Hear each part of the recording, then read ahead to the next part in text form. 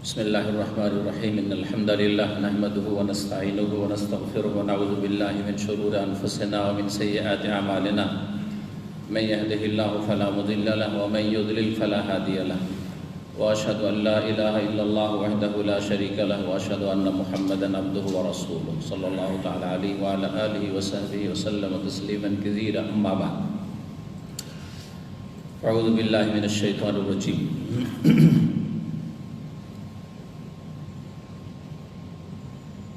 उदउ इला सबील रब्बिका बिल हिकमति वल मौइज़ातिल हासाना वजादिलहुम बिल्लती हिया आहसान। सम्मानित भातृमंडলী, श्रद्धेय मेहमानगण, আল্লাহ রাব্বুল আলামিনের প্রশংসা এবং নবী মুহাম্মদ সাল্লাল্লাহু আলাইহি সাল্লামের উপর অসংখ্য সালাত ও সালামের পরে আমরা দুঃখিত যে আমাদের মেহমানদেরকে তাদের বেশ কিছু সমস্যার সমাধান নিয়ে আলোচনা এবং সমাধানের সম্পর্কে কিছু দিক নির্দেশনা দিতে গিয়ে আমরা যথেষ্ট বিলম্ব করে ফেললাম, যাতে আপনাদের কিছু হক নষ্ট করা হয়।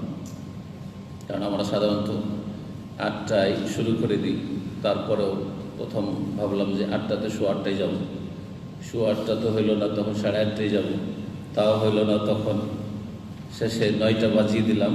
আর এখানে আস্তে আস্তে আমার এখন 9:15 পার হয়ে গেছে, যার ফলে এখন আর আলোচনার ওই রকম পরিস্থিতিও নেই, সময় নেই। কারণ আলোচনা শুরু করলে অন্তত আধা ঘন্টা 40 মিনিট তো লাগবে। তো আর আলোচনা করব না। উদ্দেশ্য ছিল একটা বিষয় বিস্তারিত আলোচনা করার, যে বিষয়টি সম্পর্কে গতকালকে জিজ্ঞেস করা হয়েছে। এই প্রশ্নটিতে জিজ্ঞেস করা হয়েছে আমাদের মেহমানদের পক্ষ থেকে, যে মেহমানরা আমাদের এসেছেন সুদূর আমেরিকা থেকে, সাধারণ মানুষ কিভাবে শাসকের সমালোচনা সংশোধন করতে পারে, এই বিষয়ে আমার মানহাজে আলোচনা আছে। আর আরেকটা আলোচনা ইনশাআল্লাহ বিস্তারিত হবে, আগামী শনিবার হয়তো করে দেব, আজকে আর আলোচনা করা যাবে না। আর এই বিষয়ে শুধু আপনাদেরকে একটি আয়াত আর একটি হাদিস বলি, প্রশ্ন উত্তরে। আর তারপরে আমাদের আজকে শুধু মেহমানদেরকে সুযোগ দেব ওনাদের কিছু প্রশ্ন করার জন্য, আর উত্তরগুলি আপনারা সবাই শুনবেন, যাতে সবার ফায়দা হয়, আলোচনা লম্বা না করে। প্রশ্ন তো বুঝেছেন যে সাধারণ মানুষ মানে দেশের জনগণ, সাধারণ মানুষ, শিক্ষিত হলেও সাধারণ মানুষ, জনগণ আর কি, শিক্ষিত হলেও সাধারণ মানুষ, আলেম হলেও আমরা মনে করি সাধারণ মানুষ। তারা মানে রাষ্ট্রীয় ক্ষমতায় যারা নেই তারা সাধারণ মানুষ। এখানে সাধারণ মানুষ বলতে রাষ্ট্রীয় ক্ষমতায় যারা নেই, যাদের হাতে প্রশাসন বা ক্ষমতা নেই, তারা, সে আলেম সমাজ হোক আর দুনিয়ার শিক্ষায় শিক্ষিত লোকেরা হোক, তারা শাসকের সমালোচনা বা সংশোধন করতে পারে। কিভাবে করতে পারে? একটা শব্দ হচ্ছে সমালোচনা, আর একটা হচ্ছে সংশোধন। সমালোচনা মানে কি বুঝেন? তাদের ইতিবাচক নেতিবাচক আলোচনা, যে তাদের ভালো কি আছে আর খারাপ কি আছে, এ হচ্ছে সমালোচনা, তাই না? সব মিলিয়ে আলোচনা। তো এই আলোচনার উদ্দেশ্য কি? বলে উদ্দেশ্য কি হইতে পারে? সংশোধন। তো শাসকরা রাজধানীতে বসে আছে, আর আপনার নিজের বাড়িতে, আমরা ইসলামিক সেন্টারে অথবা আপনার নিজের বাড়িতে বা নিজের রাস্তাঘাটে, পথে, মাহফিলে সমালোচনা করছেন, এতে কি সংশোধন হবে? শাসকদের তো দূরের কথা, আমার যদি এরকম কোথাও সমালোচনা করেন তো সংশোধন হবে? কোনো সংশোধন হবে না, বরং এতে আরো ক্ষতি হবে। আমার কাছে যেহেতু ক্ষমতা নেই, সেজন্য আপনাদের কিছু ক্ষতি করতে পারবো না, কিন্তু আমার কোনো লাভ আপনারা করে দিলেন না, সংশোধন হবে না। আর শাসকের হাতে যেহেতু ক্ষমতা আছে, সেজন্য আপনাদের অবশ্যই ক্ষতি করবে, অবশ্যই ক্ষতি করবে, যেহেতু তাদের সমালোচনা করেছে। জি, আর এই সমালোচনা দিয়ে সংশোধন নাই, মানহানি করেছে। জি, সেই জন্য দেখেন আমাদের আলোচনা শরীয়তের আলোকে না গণতন্ত্রের আলোকে? আপনারা যদি গণতন্ত্রের আলোকে বলেন তাহলে আমাদের কাছ থেকে শোনার দরকার নাই। যারা গণতন্ত্রে বিশ্বাসী, ওর উপরে যারা ঈমান নিয়ে এসছে তাদেরকে জিজ্ঞেস করে নেবেন। হ্যাঁ, আর গণতন্ত্র বলছে যে এই ক্ষেত্রে বাক স্বাধীনতা আছে। অবশ্যই একটা অপোজিশন পার্টি, বিরোধী দল থাকতেই হবে। যে বিরোধী দল সবসময় বিরোধিতা করবে আর সমালোচনা করতেই থাকবে, দোষ ত্রুটি তুলে ধরতেই থাকবে, কথা ঠিক কিনা? তাহলে ওদের কাছে তো সমালোচনা করা শুধু জায়েজ নয়, জরুরি। গণতান্ত্রিক পদ্ধতি সমালোচনা করা জরুরি। সুতরাং আমরা গণতন্ত্রের কাছে, কুফরির কাছে গিয়ে আলোচনা করছি না, আমরা শরীয়তের দৃষ্টিতে আলোচনা করছি। আমরা বাংলাদেশের শাসকের কথা শুধু বলছি না, আর সারা বিশ্বের সমস্ত শাসকদের কথা বলছি। কথা বোঝা গেছে? গায়ে পেতে কেউ নিয়েন না। জি, আপনারা আপনাদের দেশ যেভাবে চলছে বা যার দেশ যেভাবে চলছে সেইভাবে তারা গণতন্ত্র বুঝুক, আমরা শরীয়তের আলোচনা করছি। তো কথা হচ্ছে যে সমালোচনা কথাটি আমাদেরকে বর্জন করতে হবে। সমালোচনা করে কোনো লাভ নেই। আর শরীয়তে সমালোচনা করে ইসলাহ করতে বলা হয়নি, বরং নাসিহা করে ইসলাহ করতে বলা হয়েছে।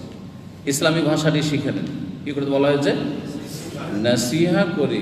নাসিহা মানে উপদেশ দেওয়া, কল্যাণকামী হওয়া, হিতাকাঙ্ক্ষী হওয়া, দরদি হওয়া। যে যার দরদি তাকে ভালো করার চেষ্টা করবে, তার মান সম্মান নষ্ট করার চেষ্টা করবে না। আর দিনুন নাসিহা, কি বলছেন নবী করিম সাল্লাল্লাহু আলাইহি ওয়াসাল্লাম, সহিহ মুসলিমের হাদিস, আর দিন আর নাসিহা। দিন হচ্ছে নাসিহার নাম। নাসিহা মানে উপদেশ, নাসিহা মানে যেগুলি বললাম সব।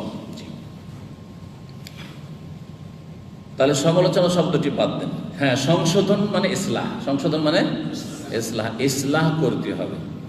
কিন্তু যেইভাবে ইসলাহ হয় সেইভাবে করবেন না, আপনি ইচ্ছা মতো ইসলাহ করতে চেষ্টা করবেন। হ্যাঁ, যেভাবে ইসলাহ হয় সেইভাবে ইসলাহ করতে হবে। আপনার স্ত্রী অথবা আপনার ছেলে মেয়ে, আপনার বাপ মা বলি, কারণ শাসকরা তো আমাদের ওপরে আছে, তো বাপ মায়ের কথা বলি, নিচের কথা মানে স্ত্রী ছেলে মেয়ের কথা বাদ দিই। ওদের ক্ষেত্রে তো আমরা বল প্রয়োগ করতে পারছি, ধমক দিতে পারছি, চমকাতে পারছি। বাপ মায়ের ক্ষেত্রে বাপ মায়ের ইসলাহ করবেন মানে সংশোধন করবেন। তাহলে সংশোধন জাতি হয় সেই পথ অবলম্বন করবেন না খেয়াল খুশি করবেন? বলেন, যাতে বাপ মার সংশোধন হয় ওই তরিকাই না অবলম্বন করবেন। ঠিক ওই রকমই সকলের সংশোধনের ক্ষেত্রে, এইরকমই শাসকদের সংশোধনের ক্ষেত্রে সেই তরিকা অবলম্বন করতে হবে। সংশোধন কিছু অনইসলামিক ভাষা আছে, যেই ভাষাগুলি আমাদের ইসলামপন্থীরা বা ইসলামের কাজ যারা করছে তারা ব্যবহার করছে, সেগুলি বর্জন করবেন। একটি ভাষা শুনেন, যেমন সমালোচনা একটা বাদ দেন। জি হ্যাঁ,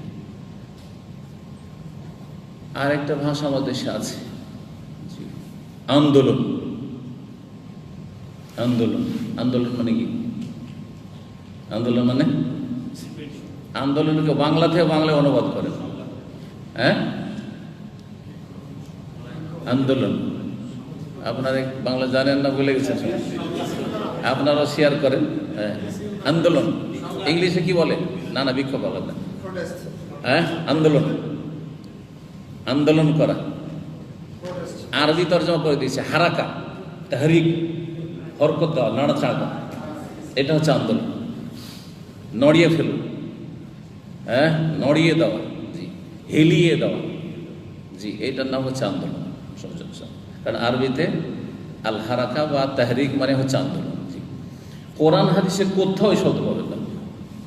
সুতরাং এগুলো বর্জনীয়। বিক্ষোভ, হ্যাঁ, বিক্ষোভ মানে ইংলিশে কি? বিক্ষোভ করা, হ্যাঁ, প্রোটেস্ট। জি হ্যাঁ। আর একটা শব্দ আছে, সেটা হচ্ছে বিপ্লব। আন্দোলন করে বিপ্লব নিয়ে আসুন, আন্দোলন করে বিপ্লব নিয়ে আসুন। এই দুটো কথা বর্জনীয়, কোথাও কোরআন হাদিসে নেই, কিন্তু ইসলামপন্থীরা ব্যবহার করছে। আন্দোলন করে মানে এমন করে হিলিয়ে দেব তাদের সিংহাসন যে কি হবে, তাতে বিপ্লব আসবে। বিপ্লবকে আরবিতে কি বলে জানেন? কি বলে? দুটো আরবি আছে, একটা নতুন আরবি মডার্ন অ্যারাবিক, একটা হচ্ছে পুরাতন আরবি, হ্যাঁ, ওল্ড অ্যারাবিক।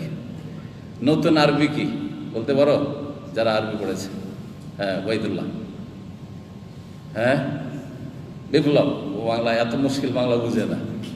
আচ্ছা আচ্ছা, বিপ্লব আর ইংলিশ করে দেন তাহলে বুঝবে কিছু, ইংলিশ তো শিখে এসছে। হ্যাঁ, বিপ্লব, জি। হ্যাঁ, আপনারা ইংলিশ বলেন না বিপ্লব? হ্যাঁ হ্যাঁ জি, রেভুলেশন। হ্যাঁ, রেভুলেশন, জি হ্যাঁ, মাশাআল্লাহ, রেভুলেশন। আর বাংলাতে আর একটা খুব সহজ শব্দ আছে, স্লোগানে বলে ইনকিলাব জিন্দাবাদ, বলে না? ইনকিলাব আরবি শব্দ, কমিউনিস্টদের এটা স্লোগান ছিল এক সময়। তো ইনকিলাব মানে হচ্ছে বিপ্লব, ইনকিলাব মানে হচ্ছে বিপ্লব। আজকাল ইনকিলাবকে নতুন আরবিতে কি বলছে? আস-সাওরা, সাওরা। তাহলে কি করতে হবে? হ্যাঁ, আন্দোলন করে বিপ্লব ঘটাতে হবে, মানে এমন করে হিলিয়ে দেব, নড়িয়ে দেব, নড়বড়ে করে দেব যে কি হয়ে যাবে? ইনকিলাব হয়ে যাবে, মানে পরিবর্তন হয়ে যাবে। ইনকিলাব মানে কি? ইনকালাবাতে সাইয়ারা মানে গাড়ি পাল্টি খেয়ে গেছে। ইনকালাবাতে সাইয়ারা মানে কি জানেন? গাড়ি পাল্টি খেয়ে গেছে। তো ইনকিলাব, দেশে ইনকিলাব নিয়ে আসা, বিপ্লব নিয়ে আসা মানে এমন করে নড়িয়ে দেওয়া হয়েছে, কি হয়েছে? যে উল্টিয়ে দেওয়া হয়েছে। হ্যাঁ, চেয়ারকে উল্টিয়ে দেওয়া হয়েছে, টেবিলকে উল্টিয়ে দেওয়া হয়েছে, সিংহাসনকে উল্টিয়ে দেওয়া হয়েছে, গদি থেকে সরিয়ে দিয়ে আর কাউকে গদিতে নিয়ে আসা হয়েছে। কথা বোঝা গেছে? এই শব্দগুলি কিন্তু কোরআন হাদিসে কোথাও খুঁজে না, শুরু থেকে শেষ পর্যন্ত কোরআনে কারিমে ইনকিলাব শব্দ খুঁজে পাবেন না, সৌরা খুঁজে পাবেন না, হারাকা কোথাও খুঁজে পাবেন না। পক্ষান্তর ইসলামিক শব্দ আর দাওয়া খুঁজে পাবেন, দাওয়া ডাকেন খুঁজে পাবেন। ওই লাস্ট আছে না? কুল হাযিহি সাবিলি আদউ ইলাল্লাহ, আল্লাহর দিকে ডাকছি। দাওয়া শব্দ আছে না? ওমান আহসানু কওলাম মিম্মান দা ইলাল্লাহ, শব্দগুলি ভালো করে দেখেন। সালাফি হবেন, সহি আকীদার হবেন, সব কিছু তো সহি আকীদার হবে। সহি আকীদা শুধু কবর মাজারে যাই না, আর পীরের কাছে যাই না, কিন্তু হ্যাঁ, এগুলি আবার সব ঠিক আছে। রাজনৈতিক ক্ষেত্রে আবার সহি আকীদার না, আমাদের অনেকে আছে। তো দাওয়া শব্দ আছে, হারাকা শব্দ নেই। দাওয়াত দেওয়ার মাধ্যমে ইসলাহ সংশোধন হবে, ইসলাহ শব্দ আছে। হ্যাঁ, ইসলাহ, ইন উরিদু ইল্লাল ইসলাহ আছে না? নেই কোরআনে কারিমে? ইন্না লা নুযিউ আজরাল মুসলিহিন, সংস্কারক, মুসলিহিন। ওমা কানা রাব্বুকা লিয়ুহলিকাল কুরা বিযুলমিন ওয়া আহলুহা মুসলিহুন। যেই জনপদের লোকেরা ইসলার কাজ করে, সংশোধনের কাজ করে, সংস্কারের কাজ করে, তাদেরকে আল্লাহ কখনো ধ্বংস করেন না। ইসলাম কথাগুলি আসলো না? উত্তম বিকল্প আমাদের কাছে মজুদ রয়েছে। এত সুন্দর পানি থাকতে কেউ যদি দুর্গন্ধযুক্ত রাস্তাঘাটের পানি, যেই পানিতে গোসল করছে ওই পানিও খাবেন না, আপনারা খাবেন? তাহলে এই অবস্থা কেন আমাদের ধর্মীয় ক্ষেত্রে? কথা বুঝতে পারছেন না? পারছেন? এখন আসেন, এই কথাগুলি গুরুত্বপূর্ণ, কারণ এই কথাগুলি কিন্তু আমি আজ পর্যন্ত কোনো আলোচনা করিনি। আজকে মনে হয় নতুন প্রথম আলোচনা করলাম। আমার কোনো আলোচনাতে এইসব কথা বলেন না এখন পর্যন্ত, আমার মনে পড়তে। আরও বেশ কিছু কথা আছে এই ক্ষেত্রে, মানে গैर ইসলামী, আমরা পশ্চিমা টার্মগুলো নিয়ে এনেছি, রাজনৈতিক, পলিটিক্যাল, আর আমরা ইসলামিক টার্মগুলি ছেড়ে দিয়েছি, ইসলাহ এবং সংশোধনের। এখন ফিরে আসেন, শাসকের সংশোধন বা ইসলার কাজ জনগণ বা দেশবাসী, দেশের শিক্ষিত লোকেরা, আলেম ওলামারা কিভাবে করবে? রাস্তাঘাটে নেমে মিছিল, বিক্ষোভ, আন্দোলন, আর তারপরে এর পরিণামে বিপ্লব, ইনকিলাব, পরিবর্তন নিয়ে এসে এইরকম করে না না এগুলো করবে না। কিভাবে করবে? এখন কোরআনে কারীমের আয়াত, সূরা তাহা আয়াত নম্বর 44। আল্লাহ রাব্বুল আলামিন ইরশাদ করেছেন তাতে দুই ভাই, দুই নবীকে, মূসা আলাইহিস সালাম এবং হারুন আলাইহিস সালাম, দুইজনকে বলছেন ইযহাবা ইলা ফিরআউনা ইন্নাহু তাগা, তোমরা দু ভাই যাও কার কাছে? এলা ফিরআউনা। দেখেন, এক একটা আয়াতের শব্দের ওপর গভীরভাবে চিন্তা করেন, গবেষণা করেন, আবেগ নিয়ে নাই, গভীরভাবে কোরআনের ওপর আপনি কি করেন? তাদাব্বুর করেন, মানে গৌর ফিকির করেন।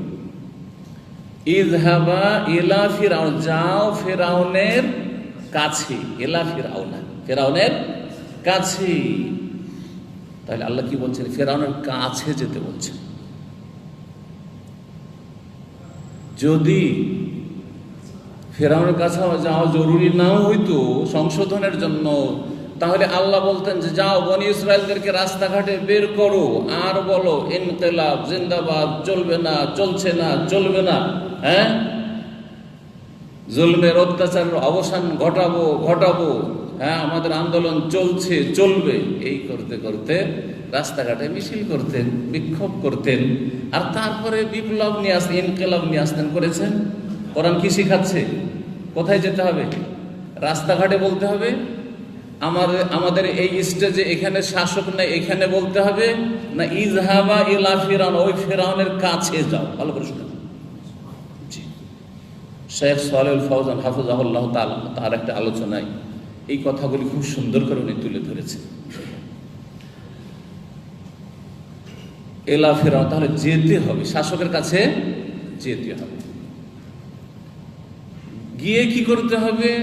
শুনেন, ফাকুলা লাহু কাওলান লাইয়িনান, তারপরে তোমরা দুইজনে তাকে বলো, কুলা লাহু, তাকে বলো। কাকে বলো? তাকে বলো। কি বলো? কাওলান লাইয়িনান, নরম কথা, নম্র ভাষায় তার সাথে কথা বলিও, নরম ভাষায় তাকে দাওয়াত দিও, নরম ভাষায় সংশোধনের চেষ্টা করিও। এখন এই নরম ভাষার আগে যে একটা অক্ষর আছে, এই অক্ষরটা নিয়ে গভীরভাবে চিন্তা করেন। ফাকুলা লাহু, তাকে বলো। কাকে বলো? কাকে বলো? ফিরআউনকে বলো। তাহলে ফিরআউনকে গিয়ে বলতে বলা হচ্ছে, তার কাছে যেতে বলা হচ্ছে, মানে তার কাছে দরবারে যাও, এবং তাকে গিয়ে সরাসরি বলা হচ্ছে। বুঝছেন না? বুঝছেন না? আমাদের ইসলামিক তরিকায় এই আয়াতে স্পষ্ট করে দেওয়া হয়েছে, তার কাছে যেতে হবে এবং তার কাছে গিয়ে তাকে বলতে হবে। ভালো করে শোনেন, না শুনছেন না? মনোযোগী না অমনোযোগী? আর বর্তমান যে রাজনৈতিক অবস্থা, আর এই যে পদ্ধতি বললো না তার বিরুদ্ধে বললো, কথা শুনে, তাকে বললো না তার বিরুদ্ধে বললো, তার বিরুদ্ধে বললো, তাকে গিয়ে বললো না। কোরআন কি বলছে? ফাকুল আল্লাহ, তাকে গিয়ে বলো। দুটা কথা মনে রাখেন। তারপর একটি হাদিস যেটা বলতে চেয়েছি ওইটা বলি এখন। নবী করিম সাল্লাল্লাহু আলাইহি ওয়াসাল্লাম এই হাদিসটি, এই আবেগীরা আর এই ফাসাদি জেহাদিরা, যারা নিজেদেরকে জেহাদি বলে কিন্তু আসলে ফাসাদি, এরা খুব পেশ করে আর বলে যে যারা সহি কথা বলে তাদেরকে বলে যে এরা হচ্ছে সরকারের খরিদ করা আলেম, সরকার এদেরকে খরিদ করে নিয়েছে। হাদিসটার সঠিক অর্থ আজকে শুনেন। নবী করিম সাল্লাল্লাহু আলাইহি ওয়াসাল্লাম বলছেন আফদালুল জিহাদ, সবচাইতে উত্তম জিহাদ, সবচাইতে উত্তম জিহাদ কি? হাদিসটা কেউ জানেন? আফদালুল জিহাদ কালেমাতু হাক্কিন ইনদা সুলতানিন জায়ের, হক কথা বলা, ন্যায্য কথা বলা, সত্য কথা বলা, কোথায়? ইনদা কুল্লে সুলতানিন জায়ের, প্রত্যেক জালেম শাসকের নিকটে। ইনদা মানে নিকটে, কাছে, ওর কাছে গিয়ে। ইনদা কুল্লে সুলতানিন জায়ের। এবার বুঝেছেন বুঝেননি? ইনদা শব্দটা মনে রাখেন। আজকাল যে বর্তমান পদ্ধতি, তাতে শাসকের কাছে গিয়ে বলা হয় না শাসকের বিরুদ্ধে বলা হয়? শাসকের বিরুদ্ধে বলা হয়। তাহলে হাদিস বিরোধী তরিকা, হাদিস বিরোধী তরিকা, আয়াত বিরোধী তরিকা, হাদিস বিরোধী তরিকা। আলেম যদি জুমার খুতবাতে বলে, ঈদের খুতবাতে বলে, স্টেজে বলে উঠে, আমি যদি এখানে সরকারের বিরুদ্ধে বলি, সেইটা কুলা লাহু করলাম না, কুলা দিদ্দাহু, তার বিরুদ্ধে বললাম, তার জন্য বললাম না। হ্যাঁ, কুলা তাকে বলবো, তাকে বললাম না, তার বিরুদ্ধে বললাম। আর ইন্দা করলে, তার কাছে, ইন্দা করলে সুলতান জায়ের, জালেম শাসকের কাছে গিয়ে বলো, তার কাছে গিয়ে বললাম না, দিদ্দা করলে সুলতান জায়ের বললাম। তাহলে হাদিস সেটা আমল না করে কি সব আমল করেছি? আফজালুল জিহাদ, উত্তম জিহাদ হচ্ছে কালেমাত হাক্কিন, হক কথা বলা, দিদ্দা করলে সুলতানিন জায়ের, প্রত্যেক জালেম শাসকের বিরুদ্ধে, বিরুদ্ধে করে দিয়েছে। নবী কি বলছেন? ইন্দা, কাছে, নিকটে গিয়ে। দেখেন, নিকটে গিয়ে যেই কাউকে ভালো ভাষাতে নসিহত করেন, আপনাকে খেয়ে নেবে না। সে যদি জ্ঞানী হয়, সাদরে গ্রহণ করবে, সে আমল করুক আর না করুক, তখনকার মতো আপনাকে শ্রদ্ধা করবে। আপনি যদি আমার ভুল দেখেন আর আমার অফিসে এসে ভালোভাবে যদি বলেন, হিতাকাঙ্ক্ষী হয়ে, আমি অবশ্যই আপনাকে ওয়েলকাম করব। সে আমি আমার সংশোধন করি আর না করি সেটা আল্লাহর তৌফিক, কিন্তু আমি আপনাকে খারাপ ভাষা কখনো বলব না। কিন্তু যখনই শুনবো যে আমি বসে আছি অফিসে আর নিচে লেকচার দিতে এসে আপনি ইশারা ইঙ্গিত আমার বিরুদ্ধে বলে চলে গেল, আমি সেটাকে ভালোভাবে কখনো নেব না, নেব না। কথা বুঝতে পেরেছেন কি না? জি হ্যাঁ, ইসলামের তরিকা সূরা তাহার আয়াত নম্বর 44 রয়েছে। ইসলামের তরিকা নবী করিম সাল্লাল্লাহু আলাইহি ওয়াসাল্লামের এই হাদিসে রয়েছে ইনদা। এখন প্রশ্ন হচ্ছে যে আজকাল তো সরকারের কাছে পৌঁছিতে পারে না, আল্লাহ যেতে বলেছে, আমরা তো যেতেই পারছি না, যেতে তো দিচ্ছে না ওদের কাছে। এর উত্তরটা লাগে। হ্যাঁ, তারপর ইন্দা, ওর কাছে গিয়ে জালেম শাসকের কাছে বলা হচ্ছে, হক কথা বলা হচ্ছে, আফজালুল জিহাদ। তো জালেম শাসকের কাছে তো পৌঁছিতে দিচ্ছে না সিকিউরিটিতে, তখন কি করব? শেখ সালেহ ফওজান হাফিজাহুল্লাহ তাআলা এর উত্তর দিয়েছেন, যখন তোমাকে সেখানে যেতে দিচ্ছে না আর সেখানে যাওয়া তোমার পক্ষে সম্ভব নয়, তো সেটা তোমার আর দায়িত্বের অন্তর্ভুক্ত থাকলো না। কারণ আল্লাহ কি বলছেন? লা ইউকাল্লিফুল্লাহু নাফসান ইল্লা উসআহা, কোন ব্যক্তিকে আল্লাহ এমন কোন দায়িত্ব চাপান না যেটা তার সাধ্যের বাইরে, তার ক্ষমতার বাইরে। আমার ক্ষমতা নাই যে আমি রাষ্ট্রপতির কাছে পৌঁছিতে পারবো, আমি রাজার কাছে পৌঁছিতে পারবো, প্রধানমন্ত্রীর কাছে পৌঁছিতে পারবো। আপনার ক্ষমতা নেই, ক্ষমতা নেই, সুতরাং আমার দায়িত্ব নেই। যখন আমার ক্ষমতা আল্লাহ দেবেন এই আয়াত আর হাদিস আমল করার, যদি সামনে কখনো দেখা সাক্ষাৎ হয় আর পাই সুযোগ আর না বলি, তখন আল্লাহ ধরবেন যে তোমাকে যাওয়ার সুযোগ দেওয়া হয়েছিল, দেখা সাক্ষাতের সুযোগ দেওয়া হয়েছিল এবং বলার সুযোগ দেওয়া হয়েছিল, কেন বলনি, কেন নসিহা করো, তখন আমাকে জবাব দিতে হবে। এবার বুঝতে পেরেছেন? তো যেই দায়িত্ব আপনার নেই সেই দায়িত্ব গায়ের জোরে কেনই বা নিতে যাবেন আপনি, সেটাও ইসলাম সমর্থন করে না। কথা বুঝছেন না? বুঝছেন না? এই উদাহরণগুলি আমি অনেকবারই দিয়েছি। আপনার স্ত্রীর হেজাব করাইতে হবে, এটা আপনার জন্য ফরজ। আপনার ভাইয়ের স্ত্রী হেজাব করেন না, আর আপনি বলছেন আমার ছোট ভাই, আমি নিজে মানুষ করেছি ছোট থেকে লেখাপড়া করিয়ে আর অনেক খরচ করে, আর আপনার ভাইয়ের বউয়ের মাথায় কাপড়টা ঘোমটাটা উঠিয়ে দিলেন ঢেকে, যে ডাক ঠিক করে, হ্যাঁ তোর স্বামীকে আমি মানুষ করেছি। জি, নেকির কাজ করলেন না মার খাওয়া কাজ করলেন? মার খাওয়া কাজ করলেন। এই মার খাওয়া কাজ আজকালকার মুসলমানরা করছে শাসকদের ক্ষেত্রে। কথা বোঝা গেছে? জি হ্যাঁ, আল্লাহ যেন বুঝার তৌফিক দান করেন। আর আমাদের ভাইদের এই জবাবটি আশা করি ইনশাআল্লাহ তাআলা তাদের জন্য উপকারী হবে আর আপনাদের জন্য উপকারী হবে। আবেগী হবেন না, হ্যাঁ, কোরআন সুন্নাহর অনুসারী হবেন। আবেগী না হয়ে কি হবেন? অনুসারী হবেন, মুত্তাবে হবেন, মুবতাদি হবেন না। ফলো করবেন কোরআন সুন্নাহকে, হ্যাঁ, বেদাতি তরিকায় যাবেন না। বেদাত মানে শুধু মিলাদ কিয়াম না, এগুলিও বেদাত।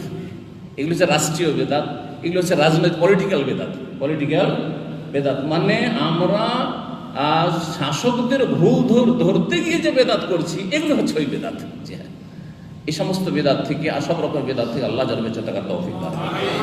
জাযাকুমুল্লাহ খাইর।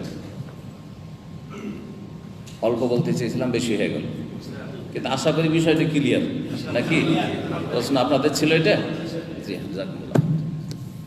আর কোনো প্রশ্ন আসলো নাকি ভাই? ওলামাদের অনেক উক্তি আছে, ফজাইল ইবনে আয়াদের রয়েছে, বারবাহারির রয়েছে, ইমাম আহমদের রয়েছে, এই কিতাবে আছে শেখ সালেহ ফৌজানের। আর সময়ের স্বল্পতার জন্য পেশ করলাম না, ইনশাল্লাহ আগামী সপ্তাহে ওই উক্তিগুলি আমি উল্লেখ করে দেবো।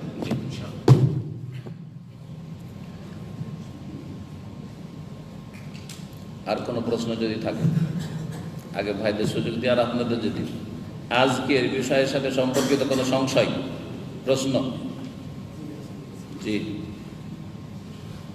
আমার প্রশ্ন হইল যে বাংলাদেশের বর্তমানে যে সরকার আছে, জি, যে দুইটা কুফারি করতেছে আর একটা শেরেক করতেছে। জি, যেমন সেকুলারিজম কুফারি, গণতন্ত্র কুফারি, আর সর্বময় ক্ষমতার অধিকারী জনগণ, এই কথাটা শেরেক। এখন এই সরকারকে কি আমরা সাপোর্ট করতে পারবো? গণতন্ত্রের কথাটি দুটো কথা বললেন, বর্তমান সরকারের কথা বললেন যে দুটো কথা। প্রথম কথা, রাজনৈতিক প্রশ্নে ঢুকে গেলেন, যেটা আমাদের আসলে ফিল্ড নয়। হ্যাঁ, পলিটিক্যাল প্রশ্নের উত্তর আমরা দিই না, হ্যাঁ আমরা দিনই প্রশ্ন উত্তর দিই, সুতরাং আপনার প্রশ্নের উত্তর দেওয়া আমার উচিত নয়। তারপরে বলছে শোনেন, গণতন্ত্র বিষয়টি যে বললেন, গণতন্ত্র কুফরি, মাশাআল্লাহ জানছে যে গণতন্ত্র কুফরি। তো শুধু আওয়ামী লীগের গণতন্ত্রই কুফরি না জামাত ইসলামের গণতন্ত্রটা কুফরি? হ্যাঁ হ্যাঁ, তারপরে চরমনাইদের গণতন্ত্রটা কুফরি, ওটাও তো কুফরি, তাই না? হ্যাঁ, বিএনপির গণতন্ত্র কুফরি, তাই না? তাহলে গণতন্ত্রের দিক দিয়ে সে ইসলামী গণতন্ত্র বলেন আর গাইর ইসলামী গণতন্ত্র বলেন, হ্যাঁ ইসলামিক মত বলেন আর গাইর ইসলামী মত বলেন। আপনাদের আমেরিকাতে যদি বলে যে যেমন হালাল আর হারাম দুরকম খাবার আছে না, হালাল ফুড আর হারাম ফুড, যদি কোথাও লেখা থাকে হালাল জেনা আর হারাম জেনা, হ্যাঁ ইসলামিক জেনা আর হালাল না, ইসলামিক জেনা আর গাইর ইসলামিক জেনা, তো কাছে যাবেন নাকি? আল্লাহ বলা তারা বুঝছে না, জেনার কোনো ভাগই নেই। হ্যাঁ, সুতরাং যখন গণতন্ত্র কুফরি তখন এর কোনো ভাগ নাই যে ইসলামিক গণতন্ত্র, হ্যাঁ ইসলামিক দলগুলি করলে ইসলামিক গণতন্ত্র আর দুনিয়াদার দলগুলি করলে কুফরি গণতন্ত্র, না না না, এরকম কোনো ভাগ নেই। তাহলে এই কুফরিতে সবাই সমান, এই কুফরিতে শুধু এই সরকার জড়িত না, সব সরকারই জড়িত, কথা বোঝা গেছে। আর সবগুলি রাজনৈতিক দল জড়িত, এই জন্য এই রাজনীতি করা আমরা হারাম বলছি। বৃহৎ স্বার্থের জন্য মাঝে মধ্যে ভোট দেওয়া যেতে পারে, এটা ইখতিলাফি মাসলা, কিন্তু আমাদের ব্যক্তিগত ফতোয়া হচ্ছে যে বৃহৎ স্বার্থ যদি থাকে, হ্যাঁ বড় বিপদকে ঠেকানোর জন্য ছোট বিপদ বরদাস্ত করা, জি, তার বড়দের দুর্ঘটনা সামনে যদি গাড়িটা আমি ঠুকে দিই তাহলে সব শেষ হয়ে যাবে, আর যদি আমি এইদিকে নিয়ে যাই তাহলে আমরা কিছুটা বেঁচে যাব, হ্যাঁ হতাহত হইল, হ্যাঁ নিহত হব না, হয়তো আহত হব, কোনটা করবেন? আহত কিন্তু বাঁচি কমপক্ষে, কথা ঠিক না? গাড়ি চলে যাবে কিন্তু যান বাঁচবে, আর আরেকটাতে যান চলে যাবে গাড়ি বাঁচবে, কোনটা করবেন? হ্যাঁ, যানটা বাঁচায় গাড়ি চলে যাবে, কথা ঠিক কিনা? টাকা পয়সা দিয়ে দিচ্ছেন, চোর ছিনতাইকারীকে টাকা পয়সা সব দিয়ে দিচ্ছেন, বাড়ির চাবি ডাকাতকে দিয়ে দিচ্ছেন, তুই নিয়ে যা ভাই, কিচ্ছু বলিস না, যা নিবি নিয়ে যাই, চাবি দিয়ে দেন, করছেন না? এইরকম ক্ষেত্রে ভোট দেওয়া যাবে, কিন্তু পার্টি করা যাবে না, সে ইসলামিক পার্টিও করা যাবে না, গাইর ইসলামিক পার্টি। ইসলামিক পার্টি নামটা বলাই ভুল, ইসলামিক পার্টি বলাই ভুল। রাজনৈতিক এই গণতন্ত্রের কোনো পার্টি ইসলামিক পার্টি হতে পারে না, কথা বলছেন? জি হ্যাঁ। বাকি থাকলো সেকুলারিজম বা ধর্মনিরপেক্ষতা, ধর্মনিরপেক্ষতা আর একটি কুফরি, জি হ্যাঁ। জুলুমাতুন ফাওকা ফাওকা বাজ, হ্যাঁ কোনো জায়গায় একটু অন্ধকার, কোনো জায়গায় মেলা অন্ধকার, কিন্তু সবগুলি অন্ধকার, বোঝা গেছে? এখানে লাইট বন্ধ করে দিল অন্ধকার, রাস্তা একটু অন্ধকার অন্ধকার হয়ে আছে, আর পানিতে ডুব দিল অন্ধকার, কথা বোঝা গেছে না? কয়েক রকম, দিনে পানিতে ডুব দিল অন্ধকার, রাতে পানিতে ডুব দেন তো অন্ধকারের উপর অন্ধকার, কথা ঠিক না? জুলুমাতুন ফাওকা ফাওকা, ওই রকম হচ্ছে অবস্থা। সুতরাং আপনি কি বরণ করতে চাইছেন যে এইটা যাক আর একটা থাক? কোনোটাই চাই না, ব্যাস যারা সহি আকীদার লোক হবে তারা এইসব কুফরির কোনোটাই চাইবে না। আমাদের এইটার উপর মায়া নেই, আর এটার সাথে কোনো শত্রুতা নেই, জি হ্যাঁ।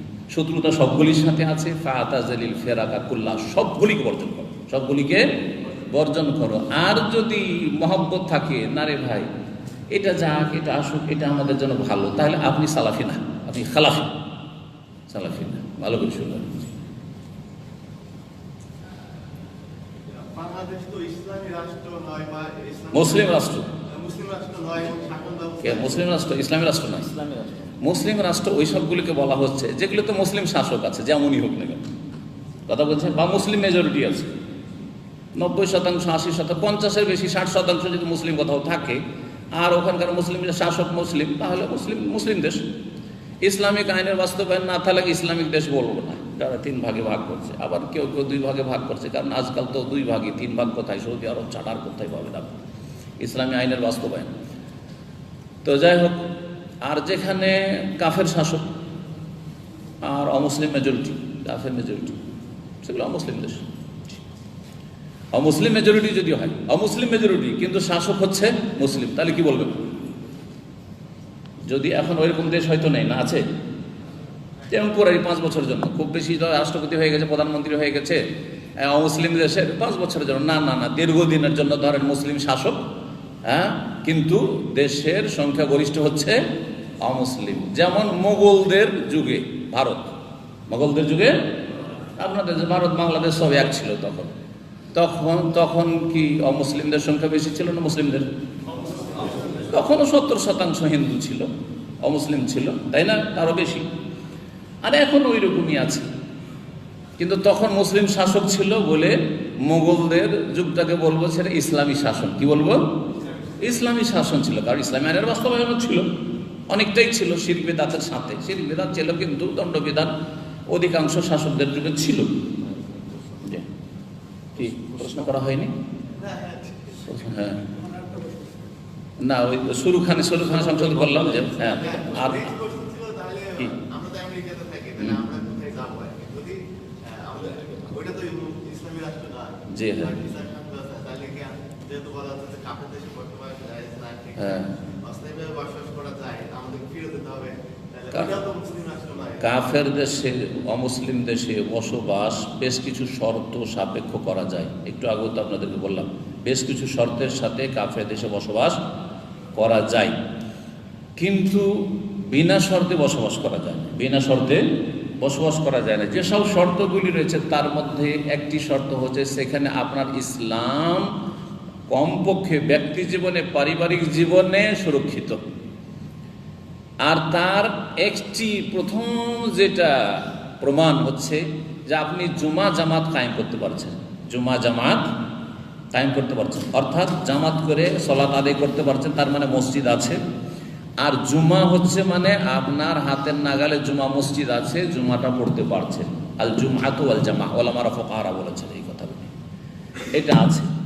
আর তারপরে নিজের পরিবারের হেফাজত করা, তাদেরকে মুসলিম বানানো, এটা আল্লাহ রাব্বুল আলামিনের রহমতের উপরে আপনার অনেকটা অবদানের উপর নির্ভরশীল, আপনার মেহনতের নির্ভরশীল। সৌদি আরবের মতো জায়গাতে বহু বেদিন ছেলে মেয়েরা আছে, কেন? বাপ মা অবহেলা করে ছেড়ে দিয়েছে। জি হ্যাঁ, এখানে বাংলাদেশি অধিকাংশ ফ্যামিলি আছে যারা ফ্যামিলি নিয়ে থাকে, যারা দিনের কাছে নেই। ভালো করে শুনুন, কেন? কারণ তারা ইসলামের ধার ধারে না, ইসলামের ধার ধারে না। তাহলে সৌদি আরবে থেকে কি জান্নাত পেয়ে যাবে নাকি? হ্যাঁ, না ইসলাম শিখলো এখানে, না ইসলাম পালন করলো, যে শিরক বিদআত নিয়েছে তা নিয়ে চলে গেল, যে নাস্তিকতা আর কমিউনিজম আর ওই সেকুলারিজম নিয়ে বাংলাদেশ থেকে সে ওইটাই নিয়ে এখান থেকে চলে গেল, ওইগুলোরও মিটিং মিছিল এখানেও করছে, কথা বলছেন। আর ওই সব সংগঠন ওই সব এখানেও করছে, তাহলে কি পেল তারা? কথা বলছে, ওর চাইতে অনেক ভালো আছেন যদি অমুসলিম দেশে থেকেও যদি সেখানে ইসলামের প্র্যাকটিস করতে পারেন। তবে যার জন্য ভালো ব্যবস্থা আছে সে কখনো খারাপ অবস্থায় থাকবে না। আপনারা বাংলাদেশের মানুষ যদি মনে করেন যে আমি এর চাইতেও ভালো ইসলামিক জীবনযাপন বাংলাদেশে করতে পারবো, তাহলে আপনার জন্য উচিত হবে, হারাম আর হালাল কথা বলছে, উচিত হবে আপনি ভালো পরিবেশে চলে আসবেন। আমরা দুনিয়ার ক্ষেত্রে সবাই একটু বেশি সুখ পাইলে ওদিকে চলে যাই। এখান থেকে একটু সুযোগ সুবিধা বেশি যদি আমি রিয়াজে পাই বা আপনারা পান, যাবেন না? মক্কা মদিনায় পান, যারা চাকরি করছেন যাবেন না? আরে মক্কা মদিনায় তারপরে ফ্যাসিলিটি ভালো পাচ্ছেন, দৌড় দিয়ে ছুটে যাবেন, যাবেন না? যাবেন না? চলে যাবেন। তাহলে আপনি দিনের ক্ষেত্রে অবশ্যই অগ্রাধিকার এর চাইতে বেশি দেবেন, এবং দিন যদি আপনার বেশি সুরক্ষিত হয় বাংলাদেশে, তো বাংলাদেশে অর্থ একটু কম থাকলেও আপনার জন্য অনেক ভালো সেটা। কিন্তু জায়েজ আছে, সেখানে জুমা পড়তে পারছেন, জামাত করতে পারছেন। অনেক ভাইরা, এক ভাই এই গত সপ্তাহে টেলিফোন করছে লন্ডন থেকে, অনেক দূরে এমন এলাকা থাকে কোনো মুসলিম নেই, কিন্তু খুব আবেগী, এমন হেদায়েত হওয়া হয়েছে পাক্কা, ডিফেন্স করে আমাদের পক্ষ থেকে, আর বলছে আপনার বক্তব্য সব শেয়ার করি, এগুলো সব ঠিক আছে। কিন্তু জিজ্ঞেস করলাম যে আপনার নামাজের অবস্থা কি, কত দূরে মসজিদ, বলছে শেখ 10 কিলোমিটার দূরে মসজিদ। আমি বললাম ইন্না লিল্লাহ, তাহলে থাকা চলবে না। 10 কিলোমিটার মসজিদ, নামাজ বলছে নামাজ, সত্য কথা বলছি শেখ, সহি আকীদা তো খুব আমি প্রচার করছি, কিন্তু মাঝে মধ্যে নামাজ এরকম বিষয় যে আর বাসায় পড়তে হয়, বাসায় পড়লে তো শয়তান কাজ করবে, সবসময় বাসাতে বাড়িতে নামাজ পড়া যাবে না। জি হ্যাঁ, তো মসজিদ লাগে। এই জন্য বললাম যে জুমা জামাত কায়েম থাকলে অমুসলিম দেশে থাকা যাবে। ভারতও অমুসলিম দেশ আর ইউরোপও অমুসলিম দেশ, কিন্তু দুই দেশে পার্থক্য আছে। ভারতের মতো জায়গায়, নেপালের মতো জায়গায়, শ্রীলঙ্কার মতো জায়গায় অমুসলিম দেশ হইল, সেখানে মসজিদের অভাব নেই, দিনী প্রতিষ্ঠানের অভাব নেই, কথা বোঝা গেছে। কিন্তু পশ্চিমা দেশে দিনী প্রতিষ্ঠানের অভাব আছে, জুমা জামাতের অভাব আছে, সুতরাং দুটোতে পার্থক্য আছে।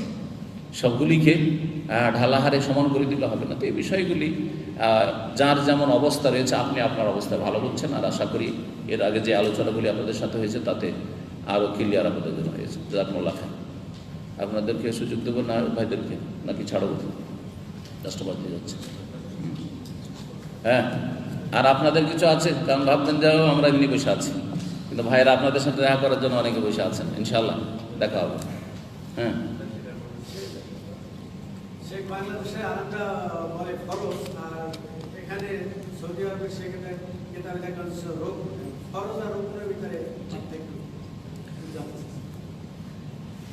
এবাদত বন্দিগুলি যেগুলি আছে, সে এবাদত বন্দিগুলিতে 3 স্তরের বিধিবিধান রয়েছে, কথা বলছেন। এক হচ্ছে রুকুন, বহুবচন আরকান, আর এক হচ্ছে ওয়াজিবাত, আর এক হচ্ছে সুন্নাত, কথা বুঝতে পেরেছেন। সেটা সালাত হোক আর হজ হোক আর অন্য ইবাদত বন্দিগি। তো উলামায়ে কেরামরা রুকুন আর ওয়াজিবাত এই পার্থক্যটা করেছেন। কিছু বিধানগত পার্থক্য আছে, হুকুমগত পার্থক্য আছে সেই জন্য। আর এমনি আপনার গুরুত্বের দিক থেকে, মানে হুকুমের দিক থেকে সবগুলি ফরজ, রুকুনটাও ফরজ আর যেটা ওয়াজিবাত সেটাও ফরজ। যেমন সলাতের রুকুন কয়টি? 14টি। ওয়াজিব কয়টি? 8টি। মাশাআল্লাহ, দেখছেন আমেরিকাতে থেকে কিভাবে জবাব দিচ্ছেন, আপনাদের একটু মনে হয় জবাব দিতে পারবেন না। ইল্লা মাশাআল্লাহ, আমাদের নিয়মিত ছাত্ররাও পারবে অবশ্য, আলহামদুলিল্লাহ। দেখছেন, আলহামদুলিল্লাহ। তাহলে চিন্তা করেন, সৌদি আরবে দেখে জবাব দিতে পারেন না, ওনারা ওইখানে জবাব দিচ্ছেন। ওখানে যদি এইরকম দাওয়াতের কাজ করে তাহলে ওখানে থাকার প্রয়োজন আছে, কারণ ওনাদের মাধ্যমে অনেকে আলো পাবে, অনেকে আলো পাবে। তো এই জন্য বললাম যে বেশ কিছু শর্তের সাথে, দাওয়াতি শর্ত, দাওয়াতির কাজ করছেন ওখানে, নিজের আমল করছেন, অন্যদেরকে আমলের দিকে মানে অগ্রগামী করছেন, তাহলে অবশ্যই থাকা আর প্রয়োজন রয়েছে সেখানে।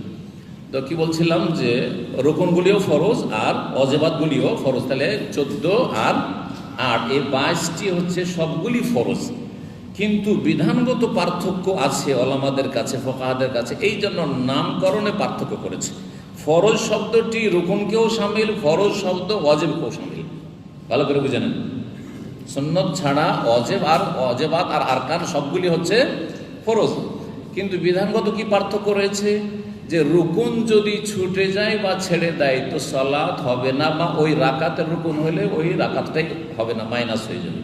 পক্ষান্তরে ওয়াজিবাতের কোনো একটি ওয়াজিব যদি 8টার একটি ছুটে যায়, হ্যাঁ, ইচ্ছা করে ছাড়লে হবে না সালাত, কিন্তু যদি ছুটে যায় তাহলে সেটার ঘাটতি পূরণের ব্যবস্থা আছে, তা হচ্ছে সিজদায় সহ সিজদা করা। ঠিক তেমনি হজ উমরার ক্ষেত্রে রুকুন ছুটে যায় তো হজ উমরা হবে না, আর ওয়াজিব যদি ছুটে যায় তাহলে ঘাটতি পূরণের ব্যবস্থা, সেটা হচ্ছে দম দেওয়া।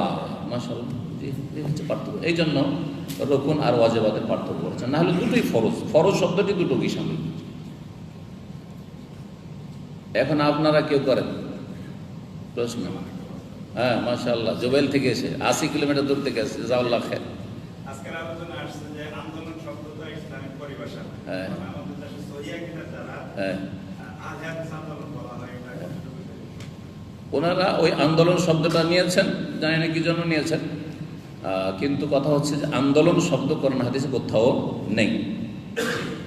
এমনকি দেখেন জামাত শব্দ আছে, জামিয়াত শব্দ নেই। এটা দিয়ে আপনি এটা মনে করিয়েন না যে ওনাদের তো একটা বই হলো, এটাও শুনে নেন তাহলে। কোরআনে হাদিসে জামাত আছে, জমিয়ত নেই। আর আজকাল জমিয়ত আহলে হাদিস করছেন, হয় আন্দোলন আহলে হাদিস করছেন, যে আন্দোলন শব্দ নেই কোরআন হাদিসে, তেমনি জমিয়ত আহলে হাদিস করছেন, জমিয়ত শব্দ কোরআন হাদিসে নেই কোথাও। কোথাও দেখান যে জামাইয়াতুন আছে, কিন্তু জামাত আছে। আরেকটি মজার কথা এখানে আমার কাছ থেকে শুনেন, আমরা জামাতের লোক কিন্তু জমিয়তের লোক না। এই কথার ব্যাখ্যাতে 1 ঘন্টা আমাকে বক্তব্য দিতে হবে। আর যারা বুঝলেন বুঝলেন, কথা বোঝা গেছে? যাদের কিছুটা জ্ঞান আছে তারা বুঝলেন জামাতের লোক মানে আমরা জামাত যখন বলবো আহলে হাদিস জামাত বা সালাফি জামাত, তখন সারা বিশ্বে যেখানে আমেরিকার সালাফিরা আমাদের জামাতের লোক, ওনারা আমাদের জামাতের লোক। কিন্তু কথা বোঝা গেছে? কুয়েতের যারা সালাফি তারা আমাদের জামাতের লোক, সৌদি আরবের যারা সালাফি তারা আমাদের জামাতের লোক, শিয়ারা আমাদের জামাতের লোক না। কথা বলছি, কিন্তু সালাফিরা আমাদের জামাতের লোক। বোঝা গেছে কি না? দুবাই যাই সুফিও আছে আর সালাফিও আছে, সালাফিরা আমাদের জামাতের লোক। বাহরাইনে যাই সালাফি আছে, সালাফিরা আমাদের জামাতের লোক। কথা বোঝা গেছে? ভারতের সালাফিরা আহলে হাদিসের আমাদের জামাতের লোক, নেপালের সালাফিরা আমাদের জামাতের লোক, মালদ্বীপের, তারপরে আপনার শ্রীলঙ্কা, তারপরে আপনার কি বলছে মালয়েশিয়া, ইন্ডোনেশিয়ার যারা মোহাম্মদী, হ্যাঁ, বা আনসারুসুন্নাহ মোহাম্মদিয়া, মিশরের আনসারুসুন্নাহ মোহাম্মদিয়া, তারা আমাদের জামাতের লোক। আমাদের কিসের লোক? জামাতের লোক। তাহলে জামাতের যে অর্থ সেটা হচ্ছে সারা বিশ্বকে সামিল, সারা বিশ্বের মুসলিমদের সালাফিদেরকে সামিল। পক্ষান্তরে জমিয়ত শব্দটি বিশেষ একটি অঞ্চল অথবা একটি দেশের সাথে সীমিত। যখন জমিয়ত আহলে হাদিস বাংলাদেশ বলবেন তখন জমিয়ত আহলে হাদিস হিন্দ বেরিয়ে গেল, ইন্ডিয়া বেরিয়ে গেল। জমিয়ত আহলে হাদিস হিন্দ যখন বললেন তখন বাংলাদেশের আহলে হাদিস বেরিয়ে গেল। জমিয়ত আহলে হাদিস নেপাল বললেন তখন বেরিয়ে গেল। কথা বোঝা গেছে? তো জমঈয়ত মানে সংগঠন, জমিয়ত মানে হচ্ছে সংগঠন, আর জামাত মানে হচ্ছে জামাত। অবশ্যই জামাতবদ্ধ জিন্দেগি অবশ্যই জরুরি। মুসলিম জামাতের সবচেয়ে বড় জামাত হচ্ছে শাসকের জামাত, জামাতুল মুসলিমিন। ইমাম মানে মুসলিম শাসক। সৌদি আরবের মুসলিমরা হচ্ছে জামাতুল মুসলিমিন। কথা বোঝা গেছে? আর তাদের ইমাম হচ্ছেন মালিক সালমান খাদিমুল হারমাইন শরীফান হাফিজাহুল্লাহ তাআলা। কথা বোঝা গেছে? তাহলে সৌদি আরব আলহামদুলিল্লাহ জামাতুল মুসলিমিনও আছে আর ইমামুল মুসলিমিনও আছে। কথা বুঝতে পারছেন? করেন নেই? এই জামাতের সাথে সৌদি আরবে আমরা যতদিন আছি অবশ্যই আছি। যখন দেশে যাবেন মুসলিম দেশ, তো সেখানকার যদি জামাত থাকে আর ইমাম থাকে তার সাথে আপনি থাকবেন। জি হ্যাঁ, এটা হচ্ছে জামাত। জি হ্যাঁ। আর একটা জামাত হচ্ছে জামাতুদ দাওয়া ওয়াল আকীদা, আকীদার জামাত। আকীদার ক্ষেত্রে মিল আছে। সালাফি আকীদার লোক, সারা বিশ্বের যত সালাফি আকীদার লোক আমরা একই জামাতের লোক, আমরা একই জামাতের লোক। লন্ডন থেকে এসছে আমার জামাত, দল করি না কিন্তু জামাতের লোক, আমরা জামাতি ভাই। যাতে করে সব সালাফি আকীদার লোকদের সাথে আমার সম্পর্ক থাকে, আমার আন্দোলন ভাইদের সাথে সম্পর্ক, আমার জমিয়তের ভাইদের সাথে সম্পর্ক, আমার যারা জমিয়ত করেন আন্দোলন করে কিন্তু সহি আকীদার লোক তাদের সাথে ওই সমান একবারে সম্পর্ক, কোনো পার্থক্য নেই। আর এর বাস্তব প্রমাণ যদি দেখতে চান, আমি আমার ইসলামী সেন্টারে দেখে দিই, শেখ মুজাফর বিন মহসিন কোনো দলে নেই, চলে আসুন এখানে। আমার এখানে এসছে আপনার আকরামুজ্জামান কোনো দলের মধ্যে নেই, আকরামুজ্জামান এসছে গত রমজানে। তারপরে শেখ শরীফুল ইসলামকে ডাকলাম বাহরাইন থেকে, উনি আন্দোলনে, তাও ডাকলাম, উনি আসতে পারেননি, সেটা আলাদা কথা। পরে এমনি দেখা করে গেছেন আর আমাদের ভাইদের সাথে বসে গেছেন, এসছেন না, কারণ আমার জামাতের লোক। কে কোন দলের, এই দলীয় ফিতনাতে আমি নেই, দলীয় ঝামেলার মধ্যে নেই, কারণ ওতে গেলে আমাকে এক দলের সাথে জড়িয়ে যেতে হবে, বাকি দলগুলি থেকে আমাকে কেটে যেতে হবে। এই কাজ আমি করবো না, এই ভুল আমি করবো না। কথা বোঝা গেছে? আপনারা কি করবেন আপনাদের ব্যাপার, কিন্তু এই ভুল আমি করবো না। এখানে আলহামদুলিল্লাহ শেখ শহীদুল্লাহ খান মাদানী এসেছেন, আহলান ওয়া সাহলান। এখানে সৌদি আরবের এমন কোনো দায়ী নেই যারা ভালো আলোচনা করে তারা আসেনি। শেখ আজমাল এসছেন, শেখ রফিক এসছে, এখানে শেখ কাজী জাহেদ এসছেন, এখানে আর কি ভালো শেখ সাইফুদ্দিন বালা তো বহুবার, আর আব্দুল্লাহ আল কাফি এসছেন, আর শেখ আব্দুল্লাহ সাহেব মাদানী এসছেন, হাশেম মাদানী এসছেন, যারাই মোটামুটি আলহামদুলিল্লাহ। আর হ্যাঁ, আব্দুল্লাহ সাহেব আন্দোলনে উনি এসছেন। তাহলে আমাদের কাছে আসাদুল গালেবও যদি আসবেন ইনশাআল্লাহ, আমার কাছে কোনো বাধা নেই। শামসুল আলম সাহেব এসছেন অনেক আগে, যখন সাহেব মুখলিফা আসেননি, আজকে আলোচনা করেছিল। শামসুল আলম ইফতার ক্যাম্প ওনার বক্তব্য করেছিলেন, যিনি বাংলাদেশ জমিয়ত আহলে হাদিসের সভাপতি ছিলেন। জি হ্যাঁ, সভাপতি ছিলেন আগের, তো 10 বছর ধরে। হ্যাঁ, জি হ্যাঁ, 10 বছর। তো যাই হোক, এখানে আলহামদুলিল্লাহ সবার জন্য খোলা আছে, কিন্তু যারা দল করে তাদের কাছে সবার জন্য খোলা নেই, আলোচনার রাস্তা খোলা নেই। আপনি আমাদের দল করেন না, আপনাকে চান্স দেওয়া হবে না। ওরা বলছে আপনি আমাদের দল করেন না, কোনোটাই সমর্থন, আপনাকে কোনো চান্স দেওয়া হবে না। বহু জায়গায় আজকে 15 বছর 18 বছর ধরে কত যে বিদ্বেষ আর শত্রুতা ছড়াচ্ছে, আপনাদের কাছে আর বাকিটা বলতে চাই না। আল্লাহ রাব্বুল আলামিন এদের থেকে আপনাদের হেফাজত করুন। কথা বুঝতে পেরেছেন? এইসব ফিতনা থেকে আল্লাহ আপনাদেরকে বাঁচাক। এই ফিতনাতে পড়তে যাবেন না, দলীয় ফিতনাতে। যদি কেউ দলের সাথে থাকেন, অন্তরকে সাফ রাখতে পারেন তাহলে থাকবেন, না হলে অন্তর সাফ রাখা ফরজ, না হলে জান্নাতে যেতে পারবেন না। ইয়াউমা লা ইয়ানফাউ মালুন ওয়ালা বানুন ইল্লা মান আতাল্লাহা বিকলবিন সালিম। কলবটা সালিম যদি সুস্থ রাখতে পারেন, হিংসা থেকে, বিদ্বেষ থেকে, শত্রুতা থেকে, কলহ থেকে, বিবাদ থেকে, দ্বন্দ্ব থেকে, তাহলে আপনি মুক্ত। আর আপনি জমিয়ত না আন্দোলন না কোনোটাই করেন না, আপনি সহি আকীদার হলেই যথেষ্ট। আমাদের ওইসব মাথার ব্যথা না, আর ওইসব ফিতনার ভিতরে আমরা নেই, আর ফিতনাতে আপনাদেরকে ফেলতে চাই না। আর আল্লাহ যেন আমাদের ইসলামিক সেন্টার দাম্মামকে এই সমস্ত ফিতনা থেকে, দলীয় ফিতনা থেকে মাহফুজ রাখেন।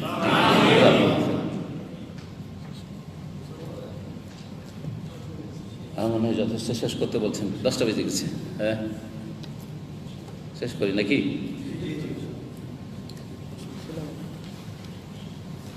জরুরি প্রশ্ন কি বলেন? বর্তমান সময়ে মুসলমানদের জন্য যুদ্ধ করা কি কোথাও কোনো স্থানে ফরজ আছে কিনা, বা কখন ফরজ আছে? যুদ্ধ মানে জমির জন্য যুদ্ধ, দেশের জন্য, না আল্লাহর কালেমা উঁচা করার জন্য? জিহাদ ফি সাবিলিল্লাহ। আল্লাহর কালেমা উঁচা করার জন্য যদি যুদ্ধ করতে হয়, তার কিছু শর্ত রয়েছে, তার কিছু শর্ত রয়েছে। দুটি শর্ত বলে শেষ করতেছি। প্রথম শর্ত হচ্ছে যে মুসলিম শাসকের নেতৃত্বে হবে। মুসলিম শাসক খলিফা ছাড়া, সেই খলিফার নাম খলিফা হোক অথবা বাদশাহ হোক অথবা রাষ্ট্রপতি প্রধানমন্ত্রী হোক, মুসলিম খলিফার নেতৃত্ব হবে, তাছাড়া জিহাদ হবে না। সহিহ বুখারী হাদিস রয়েছে, যেটা জঙ্গি ফাসাদিরা মানে না, এই হাদিস মানে না। ইন্নামাল ইমামু জান্নাতুন ইউকাতালু মিন ওয়ারাইহি। ইমাম শাসক হচ্ছে ঢাল স্বরূপ, কর্মস্বরূপ, তার পেছনে থেকে কি করতে হবে? লড়াই করতে হবে। ওয়ায়ুত্তাকাবিহি, এবং তার মাধ্যমে আত্মরক্ষা করতে হবে। তার কাছে ডিফেন্সের ব্যবস্থা আছে, তার কাছে সেনাবাহিনী আছে, তার কাছে অস্ত্র শস্ত্র আছে, তার কাছে প্রতিরোধমূলক ব্যবস্থা আছে। সুতরাং তার মাধ্যমে আপনি আত্মরক্ষা করবেন, তার পেছনে থেকে, ওরা মানে পেছনে থেকে লড়াই করতে হবে। প্রথম শর্ত। এই শর্ত আজকালকার ফাসাদি জেহাদিদের কাছে, জঙ্গিদের কাছে নেই। সুতরাং হারাম কাজ করছে, তারা ফাসাদ করছে।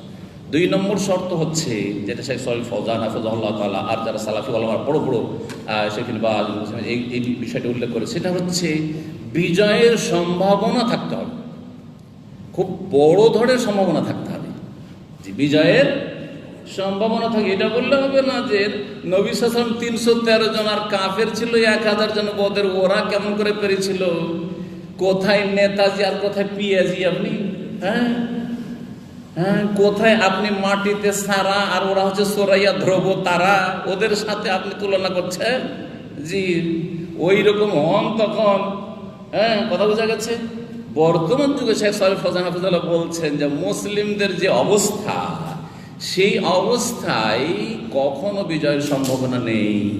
সুতরাং দ্বিতীয় শর্ত মফকুদ নেই মুসলিমদের কাছে। সুতরাং আজকালকার জিহাদ নয়, জিহাদ একমাত্র আপনার বাড়ির উপর আক্রমণ হয়ে গেলে আপনি প্রতিরক্ষামূলক ব্যবস্থা নেন, এটা আপনার জন্য অনুমতি আছে। দেফাই, কথা বোঝা গেছে?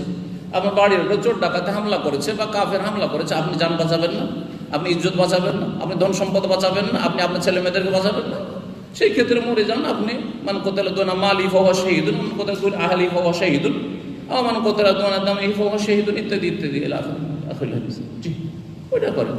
বাকি আর এইসব জিহাদ নেই। জিহাদের এই দুটো শর্ত মুখস্থ করে রাখবেন, আগামীতে জিজ্ঞেস করবো কিন্তু আপনাদের। যদি এই দুটো শর্ত না থাকে, যতদিন নেই ততদিন জিহাদ নেই। এই জিহাদ করিয়েন না। এখন ওর চেয়ে বড় জিহাদ, যে জিহাদ করতে পারবেন তাও করেন না, আপনারা করেন না। এখন যাবেন, গিয়ে শুয়ে যাবেন, আর সূর্য ওঠার পরে অ্যালার্ম দিয়ে রেখেছেন, ওই ডিউটি সময় ফজর পড়েন না। নাসের জিহাদিন নাই, এই ক্ষমতা নেই যে ফজরে উঠবো। যদি একজন দিনী ভাই উঠিয়া না দেয়, ক্ষমতা নেই যে উঠে না। তাহাজ্জুদে একদিন তৌফিক হলো না, তাহাজ্জুদে উঠে নফসের সাথে জিহাদ করে। আর জিহাদ করছে দেখে, জিহাদ নফস করে। জি জি হ্যাঁ, এটা ভুল ধারণা। জিহাদ অস্বীকার করছে। জিহাদের শর্ত আছে, নামাজের শর্ত নেই, রোজার শর্ত নেই। মুসাফির সফরে আপনাদের কষ্ট হচ্ছে, আর যদি রোজা রাখেন গুনাহগার হবেন না, নাফরমান হবেন না, হাদিসে নেই। তাহলে রোজার জন্য শর্ত, হজের জন্য শর্ত, বাড়িতে খেতে পায় না আর এসছেন ওমরাতে জায়েজ, তোমরা করার জন্য শর্ত নাই। সব ইবাদতের জন্য শর্ত আছে, ওই রকমই জিহাদের জন্য শর্ত আছে। জিহাদের জন্য শর্ত ছাড়া কোনো কাজ করলে ওই কাজটি না জায়েজ হয়, হারাম হয়, করা জায়েজ হয়। ভালো করে শুনুন। হয়েছে? আশা করি হয়ে গেছে ইনশাআল্লাহ। সুবহানাকাল্লাহুম্মা ওয়া বিহামদিকা আশহাদু আল্লা ইলাহা ইল্লা আনতা আস্তাগফিরুকা ওয়া আতুবু ইলাইক ওয়া জাযাকুমুল্লাহু খাইরান।